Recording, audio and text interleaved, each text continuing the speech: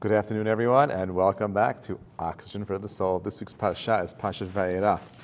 And if you are following the Parashiot, Perashat Shemot, last week, the first chapter, the first section of the second book of Exodus, the book of Shemot, we are greeted very, very quickly with the scenario that the Jewish people find themselves in. The generations before have died out, the brothers have died out, Joseph has died out, we have a new king, a new reality, new government, new circumstances, new challenges for the Jewish people. A nascent families that are trying to become much more than just a family, but into a nation. And at the end of last week's Parsha, we leave off with Moshe and God in this interesting conversation where Moshe is being tasked with to be the leader of the Jewish people, to go out and to be the redeemer, to redeem them. Vayomer Elohem, they said to them, Yireh Hashem Elechem Yishpat Edav Shavtem Erechenu B'nei Paro O B'nei Abadav Letet Cher B'yadam Hagenu. Moses, all you have done right now, this is the Jewish people telling Moses, you have given license to the Egyptians to pick up the sword, to arm themselves against us, and to kill us. You have done nothing good for us. You have not helped us. You have made the situation much, much, much worse for us. And they returned, they went back to God. And they said,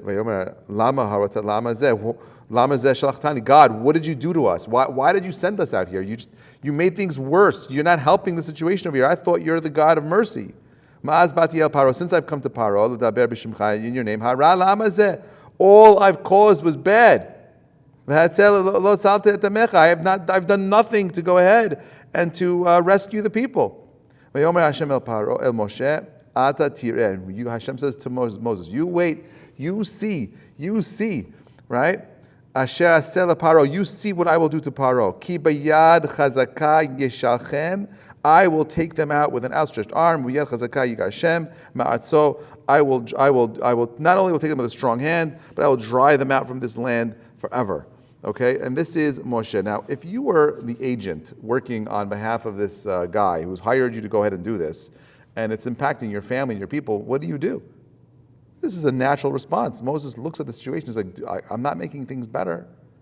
Why does God set up this way? Why does he set up a scenario for the Jews to doubt? Why is it that if he really wants to help these people, is he creating a situation which makes things worse? And this is where we leave off last week's Parsha. This week's Parsha begins, V'daber Alehem el Moshe, right? Elohim el Moshe, and God comes and he speaks to Moshe. And everyone points out this idea over here that V'daber Elokim el Moshe is the name of justice, and Hashem's name, Yud Kei Vav Kei, is the name of mercy, and therefore God is moving from justice to mercy, and now we're going to start seeing the mercy. Ve'erel Abraham el Yitzchak, and I appeared to Abraham and to Isaac. God is telling Moses, El Yaakov and to Yaakov, El Shakai. In the name of Shakai, Ushmi Hashem lo nadati lehem. In the name of God, the merciful part of who I am, I did not reveal to them. Shakai comes from the word Sha'amar Dai, where God said enough. Enough is enough. God created boundaries in the world, and that is the name that God uses to express himself to the Avot, to the patriarchs, but not to the Jewish people here. Over here, this name of Hashem, which is also interesting because we do see it before, not going to get into that, but over here, this is what God is saying. Okay, now he says to Moses, I'm going to establish, I'm going to uphold my covenant with the Jewish people, Atet lehem et eretz Canaan, to give them the land of Canaan, et eretz migurehem, asher garu ba, that the land that they sojourned in, this is the land where Abraham, Isaac, and Jacob, they live in that land, they left. V'gam ani shamati et nakat b'nei Yisrael. This is a very important verse. God saying, I heard their cries of the Jewish people, Asher b'Mitzrayim avdim otam, that the Jewish people were being abused by the Egyptians. Ve'eskor et briti, now I will remember my covenant with them. V'chen emor lebnei Yisrael, therefore I want you to go back, and I want you to tell the Jewish people, I am the God, Asher tzateti tachat savlot Mitzrayim, I will take you out from this service bondage of Egypt. V'tzalti etchem, and I will set you free. Ma'avarotam, from your work. Va'al galti, and I will redeem you. These are the words of redemption that we talk about on Pesach. I will do everything in my power to go ahead and release you. I'm going to take you to be for me, for a nation, and I will be for you for a God. And you will know that I am the Lord that took you out from the challenges of Egypt. And this is where we are in this week's parasha. Okay? God is doing everything he can to go ahead and to re-inspire Moses, to re-inspire Aaron to go back. But let's fast forward a little bit. Pasuk Yud Aleph. Vayidaber Hashem el Moshe. By the way, this is all out of the text. So you could go back and read this text on your own. You'll see the depth and the beauty of it. This text is beautiful. Read it slowly, and you'll see something profound over here. Okay, the text reads like this: Vayidaber Hashem el Moshe v'leimor. Okay, sorry. Let's go back one verse. Vayidaber Moshe. God says to him, "You should say this to the Jewish people." V'lo shamu el Moshe mikotzer ruach, and they could not hear him because of the shortness of breath and the hard work they had. So they couldn't even hear anything he had to say. They weren't able to absorb the message. Imagine how oppressed these people were. God says to Moses, "Come back to Paro, and I want you, v'yishlach b'nei Yisrael ma'atzon." He will set out the Jewish people, set them free. V'yidaber Moshe lifnei Hashem leimor. Moses is like, we say hajj, he's enough. He's like, I just can't do this anymore, God. Okay, he says, "Hen b'nei Yisrael lo shemu elai." The Jewish people, God, I want you to know, I don't know what you're thinking here, but the Jewish people will not listen to me, and if they won't listen to me, ech yishme'eni Paro. How will Paro listen to me? Why? Because ani aral savatayim. God, you got this all wrong. I hear the great plan. I believe in you. You're amazing. It's all good. I'll worship you, but just you picked the wrong guy for the job. I am a stammerer. I am aral savatayim. I am someone I have sealed lips. I'm not the guy that can help. I can't deliver the message. And he doubts himself, Moses. Next verse.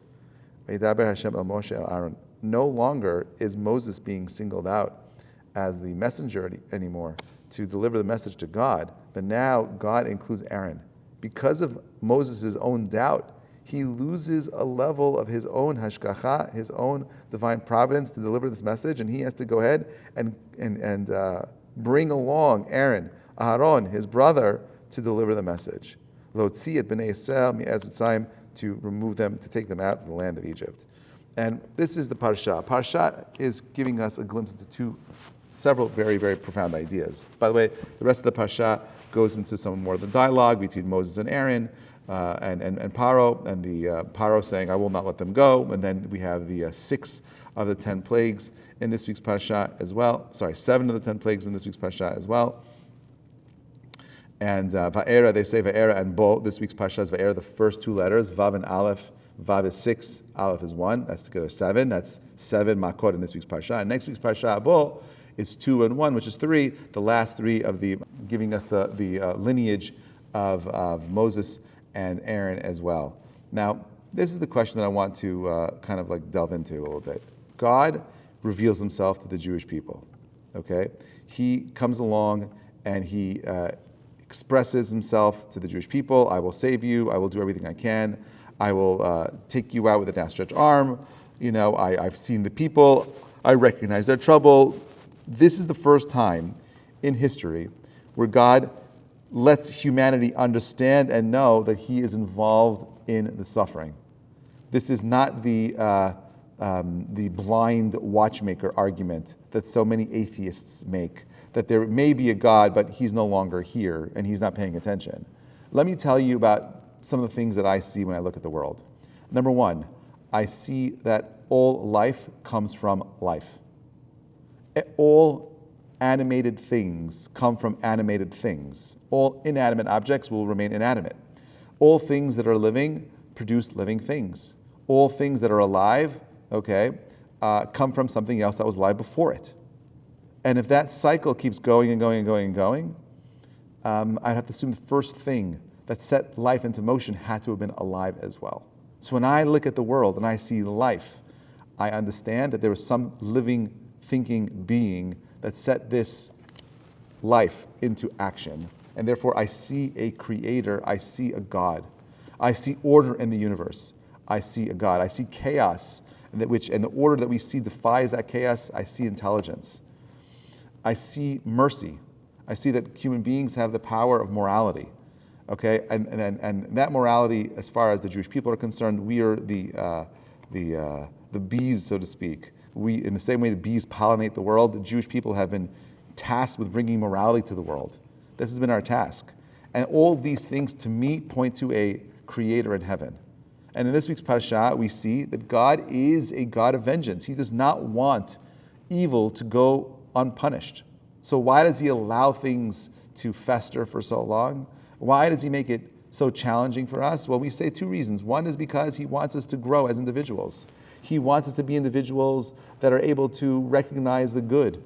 And when there's challenge, there is greatness. And when we are able to overcome the challenge, we achieve a level of greatness. And that's all there for us. In the same way a parent wants the child to overcome those tests on their own, God creates tests for us so that we can become better, greater versions of ourselves. This is what the Parsha is about. But know that when we're going through that challenge, that hardship, the heartache, when we see so much of that pain that is in the world, it's not for naught.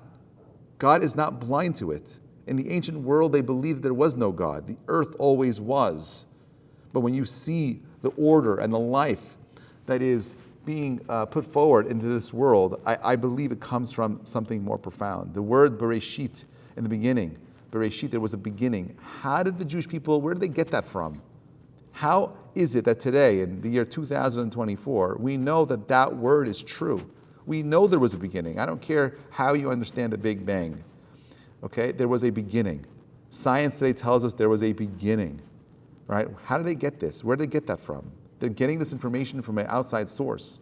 The Parsha is telling us about this one time in history where God went ahead and he revealed himself to the world, where he broke down the rules that would typically govern the universe around us. And instead, what did he do? He broke those rules so he could reveal himself to us. He wanted us to be aware of the fact that there is a caring, thinking being that is infinite, that is a way beyond my ability to comprehend, and it is thinking about me and you, about the minutiae of our lives, that the details matter, that God is clearly thinking about everything that happens in our lives. That's what this parasha is about. The plagues in this parasha is an expression of justice coming into the world, that the amount of oppression the Jewish people went through warranted this kind of a pushback against their society. There was no society in the ancient world where slaves were able to break out of their caste system. In India, you still have a caste system today, where you are born into a specific group of people. There is no breaking free. You are a slave forever, because that's the nature of things. The world always was. Things never change. There is no one to hear your cries. If you weren't born into the right family, you were stuck. And by the way, historically, there are plenty of Jews that felt the same exact way. I'm a Jew, I'm stuck, I'm going to figure out a way of getting out of the system. I'll convert out, I'll become a Christian, I'll become a Muslim, I'll become an atheist, but I will not carry this torch. We are the miracles. We are the evidence, the proof that there is a God in the world. Every major religion, the major religions, Christianity, Islam, they are born from Judaism. You can't deny there's something special about our people. The fact that you have South Africa bringing today in the International Court of Justice Israel as committing war crimes without mentioning anything in Hamas is absurd. Absurd. Complete perversion of morality and justice. I'll tell you though, I'm confident that Israel will be vindicated at the end. Israel is waging a very difficult war. May our soldiers and our hostages all come home safe soon. But what the Parsha is reminding us that even in these times, like in old times, it's so easy to lose hope, like Moshe did. I can't do it, God. I can't. It's too hard. It's too difficult. I have a speech impediment. I can't. And well, why did God choose someone with a speech impediment? To be the lawgiver, the man to bring down the oral Torah? Why would he choose a guy that doesn't have a silver tongue? Why would he choose the best of the best? And it's a reminder to each of us that we have the ability to change the world. You got to believe in yourselves. God believed in Moshe, and if you're here today, he believes in you. Each one of us has a responsibility to do something. What would have happened to the world if Moshe didn't get up and speak those words, let my people go? What would have happened? Where would we be today? Would we still be slaves today to Paro and Mitzrayim? And that's what the Haggadah says, we would be. If Moshe and Aharon didn't push against tyranny, against a tyrannical regime in Egypt 3,300 years ago, we would still be there today. So what has to happen? Small acts of morality. We're pushing back. No, this is an unjust society, an unjust system. We are going to create a just system, a just society. What happens is a famous quote by Martin Luther King, where he said, in the end, We will remember not the words of our enemies, but the silence of our friends. That's what we'll remember. I don't care what the people are screaming in the streets. Those people, they'll be forgotten. They're nuts. But where were the good people? Why didn't they stand up? Why aren't they doing what they're supposed to do? That's going to be the real test of time. Each one of us are ambassadors to our people, the same way Moses was. The difference is that Moses did not have the word, did not have the Torah, did not have access to the divine. We do. We have the clarity. We have 3,300 years of history behind us. We've seen God's hand over and over and over again.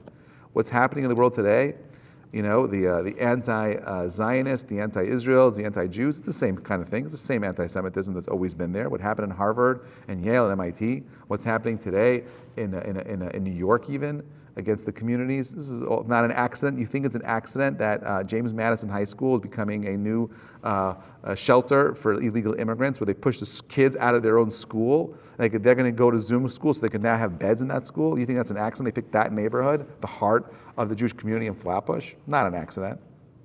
There are no accidents here. These are all calculated expressions of tests for our people. How are we going to respond? Are we going to make a Kiddush Hashem? Are we going to do what is right? Are we going to stand up for justice? Are we going to be able to, make a Kiddush Hashem under the circumstances that we find ourselves in right now? When Moshe says, "Ani rasavatayim," I'm just not the right guy. I burnt my lips. I can't speak. So what happens? Every single time Moshe speaks, the Maharal says, it's clear to everybody that it's not his words. It's coming from God. Every time Moshe has a communication with the people, it's obvious that whatever's coming out of his lips are not coming from him, it's coming from a higher place. When I stand up and I speak, I'm just a vessel, I am just a tool, I am just here to share. Nothing that I've shared today is my own, everything comes from somebody else before me. I added some little snippets of the relevant part of our history, but everything that I am sharing is coming from something before me. And in the same way, Hashem creates a world where he says, I will do everything in my power to do what is right.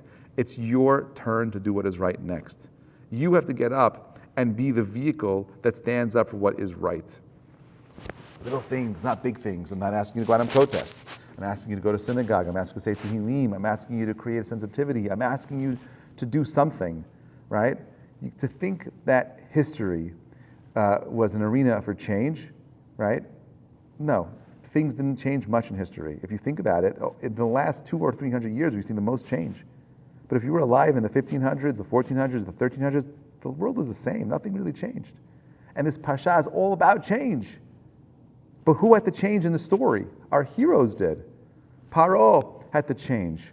He had to loosen his heart. You had Moshe and Aaron had to change. They had to become leaders. They had to become politicians. They had to become they had to become prophets. There's a lot of growth that's happening in this Pasha. It's not God coming in. Why did he do it himself? Why does God need an emissary? Why does he need a man?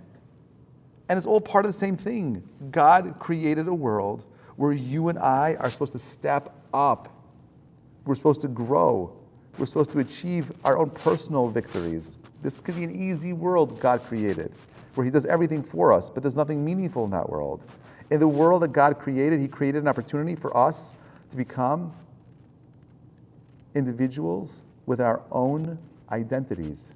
We choose what it looks like. So when you read the parasha, I want you to think about not just the makot, the plagues. I don't want you to think about the journey of Moshe and Aaron as being the hero's journey. I want you to think about your journey. I want you to think about how you are all called to action, to do something profound to make this world a better, greater place. That's what this parasha is about. We know that Moshe and Aaron, Shukla, they were equal to one another. And the question is, how can they be equal when we know that Moses was the greatest prophet that ever lived? There will never be a Navi with the prophecy of Moshe. And the reason why they're considered equal is because each one fulfilled their unique, full potential. You got to do you. You got to be the best you.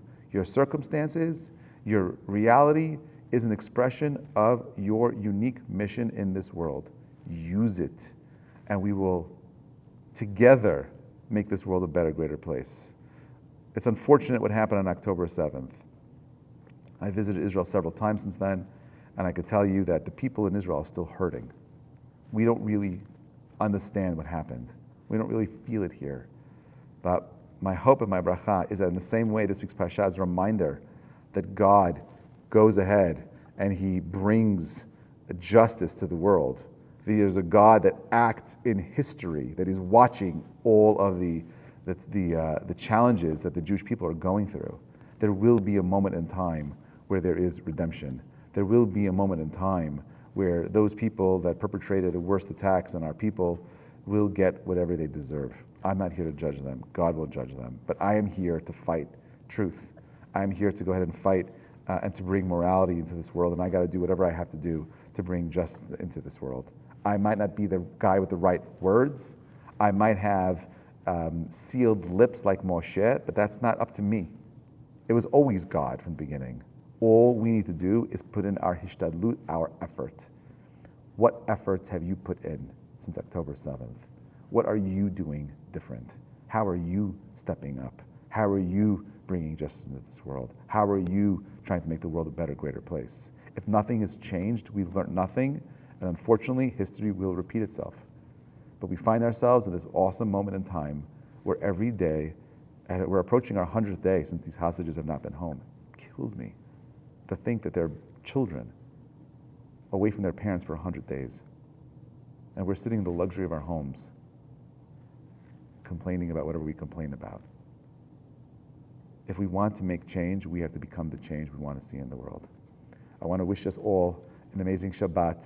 I want to wish us the clarity, the knowledge that we are infinite beings with infinite power.